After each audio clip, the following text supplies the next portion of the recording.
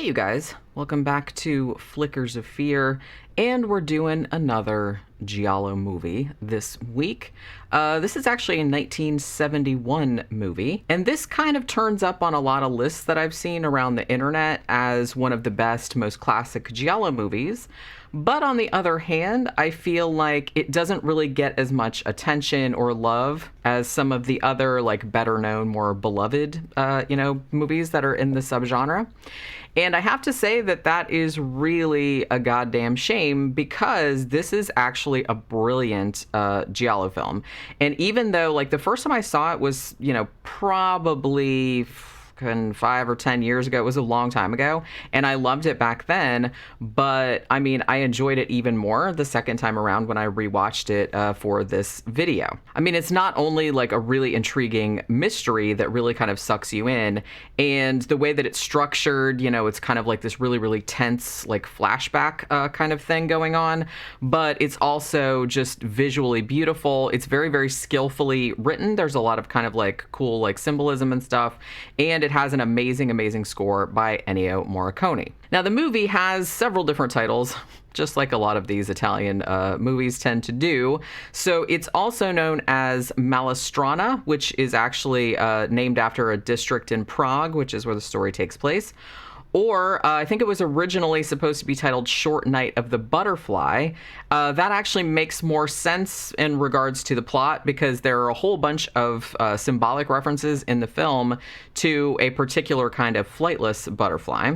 But the film was eventually released under the title Short Night of Glass Dolls due to another movie with butterfly in the title being released at right around the same time, and they didn't really want the confusion. Now, I'm guessing that the glass dolls of the title maybe is kind of like referring to the fragility or youth of the victims that, like, turn up in the movie.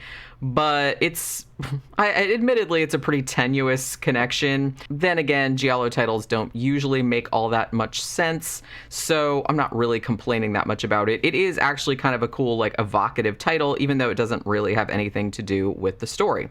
Regardless, that's neither here nor there. This was actually the directorial debut of Aldo Lado, who would actually go on to direct another classic Giallo, Who Saw Her Die, from 1972. Which I think I've covered on this series at some point or another. So Short Night of Glass Dolls has an unusual, specifically for a Giallo, but also pretty creative conceit or setup.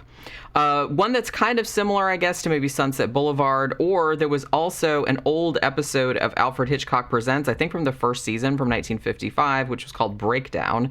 This kind of has the same setup as that. So our main character, who's an American journalist named Gregory Moore, who's actually played by a French actor, Jean Sorel.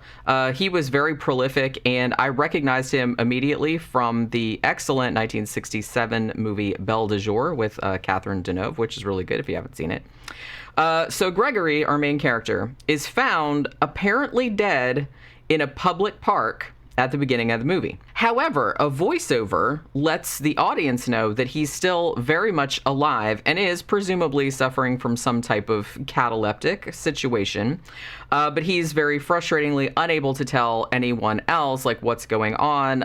It's basically locked-in syndrome. He's just, like, laying there seeming like a dead body, and he can't, like, tell anybody about this terrifying predicament that he's in. So the entire mystery of how he ended up like this is detailed in flashback, as Gregory is essentially laying in the morgue waiting for, to get autopsied, you know what I mean? So he's just kind of like, I have to remember how I got in this situation, because he's kind of, like, disoriented. So he's trying to, like, remember. It's kind of cool because they'll have, like, he'll be like, I have to remember. And then, like, he'll have, like, these weird flashes of, like, these kind of seemingly random, like, nightmarish kind of images. But then, like, as his memories become more coherent, like, it sort of, like, gets into, like, a regular story.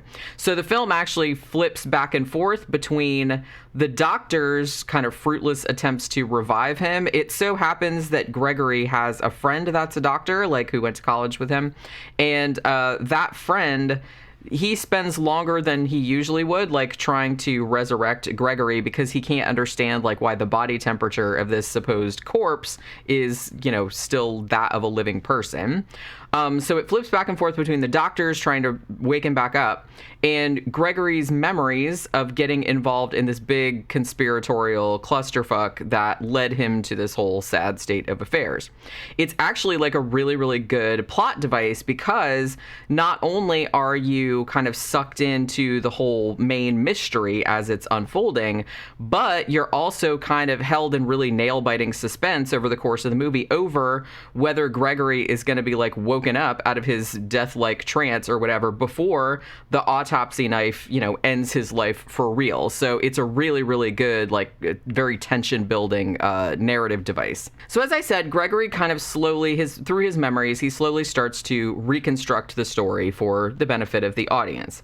Now, as I mentioned, he's a journalist, and he's been on assignment covering political unrest in Prague, particularly the Soviet crackdown that occurred in the wake of the Prague Spring in 1968. Now, while there, he's also met and fallen in love with a young, beautiful Czech woman named Mira. Now, Mira is played by Barbara Bach, who was also in another Giallo movie, Black Belly of the Tarantula, which I think I've covered on here.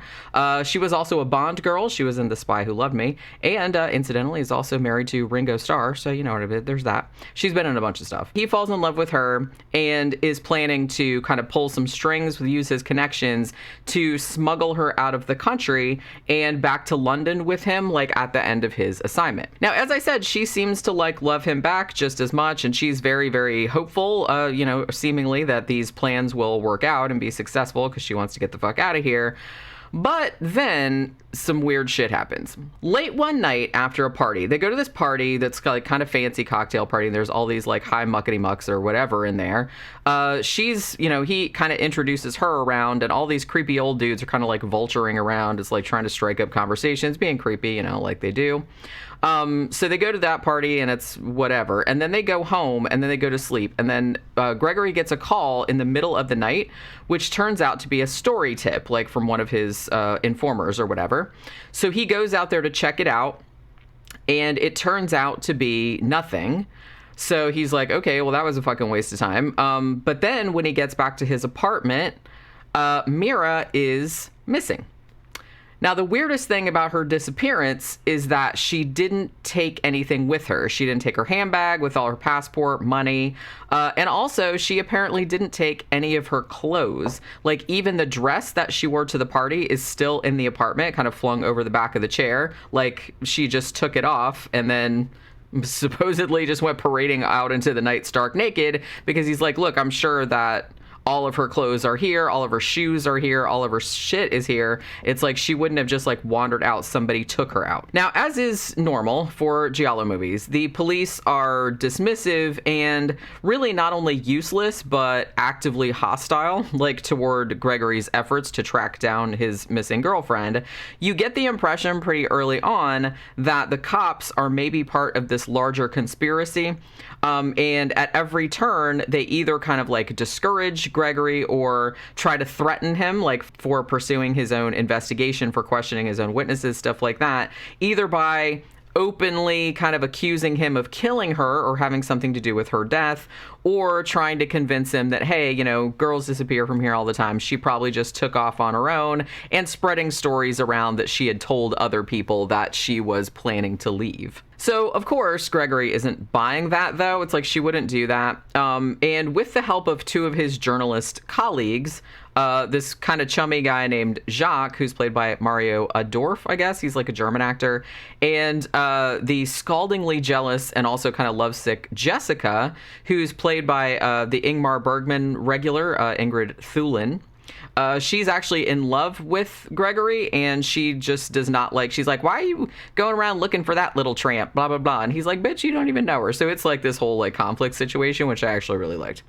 So while the three of them are like, playing Scooby-Doo or whatever, Gregory starts to uncover a series of similar disappearances of young women in Prague, which kind of seems like it was covered up a little bit. And there, like I said, the similarities between like all of these women kind of disappeared from their own apartments, their own houses, and they again like didn't take anything with them, like they didn't have their clothes and things or any of their belongings. And so he's like, okay, well, obviously there's some connection there, but he kind of, he's kind of like asking around, but nobody really wants to talk to him because they're just all like, you can tell that they're just kind of like, oh shit, I can't tell you anything because I'll get in trouble. Now, oddly, one thing that he does find out is all of the girls that disappeared were somehow involved with chamber music, like either as musicians or as like devotees, like people that would come there and like see the chamber music performances or whatever. So it soon comes to light that the epicenter of the mystery sort of resides in this mysterious chamber music venue known only as Club 99. And as Gregory kind of probes deeper into what its true purpose is, because it's kind of like, it's seemingly on the surface, like somewhere where all these high, like again, like the high muckety mucks come and like watch chamber music performances. But obviously there's probably something else going on, with it. It's kind of like a front.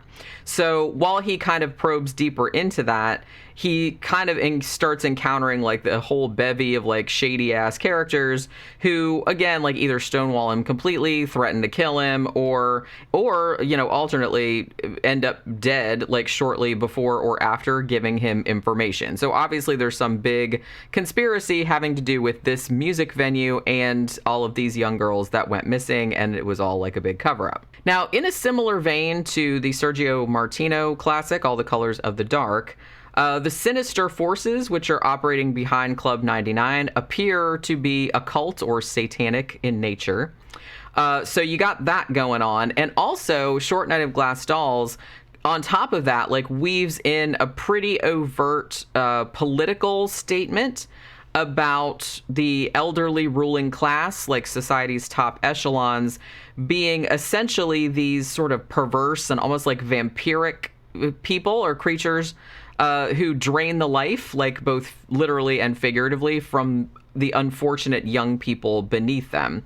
Now, it's here that I think it's a shame that they had to change the title, because the original butterfly metaphor was really relevant, because there's like a plot point in the film that centers around a species of butterfly that has these beautiful, gorgeous, like colorful wings, but they're useless. Like they can't fly. They just kind of like crawl around in the bushes and stuff like that because, they can't use them to fly. So basically he's making an analogy between the butterflies that can't fly, that are beautiful and everything, but the obvious symbolism being that the beautiful young people of the Czech Republic are being held down and exploited by this oppressive regime that maintains a stranglehold over the nation, like all these vampiric, like old people at the top that are just kind of like sucking up all the stuff from the bottom. Now, incidentally, in the resolution of the mystery of this film, I would actually hazard a guess that this movie was a precursor or maybe an inspiration for Stanley Kubrick's Eyes Wide Shut. Like thematically, it's kind of similar, where there's this creepy, like almost like a cult cabal of elites that are kind of like controlling all of this stuff. So it's kind of like a similar thing going on here. Now, this movie, like I said, it looks gorgeous. I mean, the Prague backdrop of the film is just a real highlight. It's kind of like really beautiful and elegant, but also kind of like really dispiriting and oppressive at the same time, which kind of handily ties in with the whole subtext of the movie. There's also like all these other really, like I said, really gorgeous imagery of these kind of like crystal chandeliers and butterflies and those beautiful like Baroque interiors that I love so much. I also really liked some of the seemingly random, like unsettling little scenes and details in here. Like, for example, the best one, there's like a guy who's like one of the elite guys, and he's experimenting on plants, particularly tomatoes, and trying to determine if they can feel pain. Like he's got them like, hooked up to the little meter thing. And I liked this because this little sequence, even though you're watching it, you're like, why the fuck is that in the movie? It's because it's mirroring Gregory's cataleptic situation. Like, can plants feel pain? Like you can see it on the meter thing, but it's like you can't hear them. And it's like that was the same thing that was going on with him. Like he was in a cataleptic state and he's laying there in the morgue, like screaming internally, like, hey, like don't kill me, I'm still alive, blah blah blah, but nobody could hear him. And also I want to say too that it also served kind of double duty, because it also kind of ingeniously like foreshadowed the ending, which I won't spoil. Now, I will say that I could have done without the scene of the hippie guy singing that cringeworthy and seemingly endless song about butterflies. But I mean, you can't have everything. It's probably really only like a minute or two, but it seemed like fucking eternal, like that song, because it was so, it just like made me so embarrassed for the person. But, you know, yeah, so I could have done without that. But you can't have everything, you know, and really that's kind of the only sour note in the whole film, which is otherwise a really impeccably realized, very suspenseful mystery that has a really good, like, shocking and kind of cruel resolution that I totally didn't really see coming.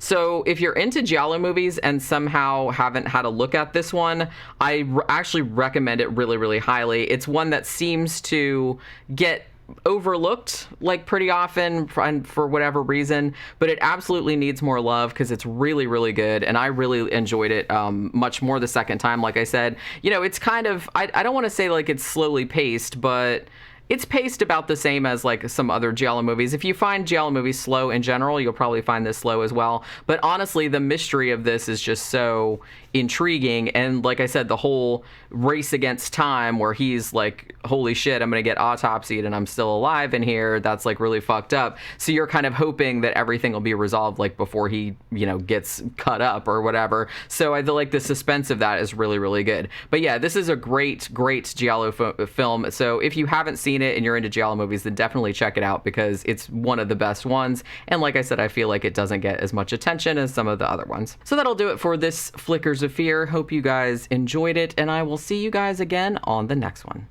Bye.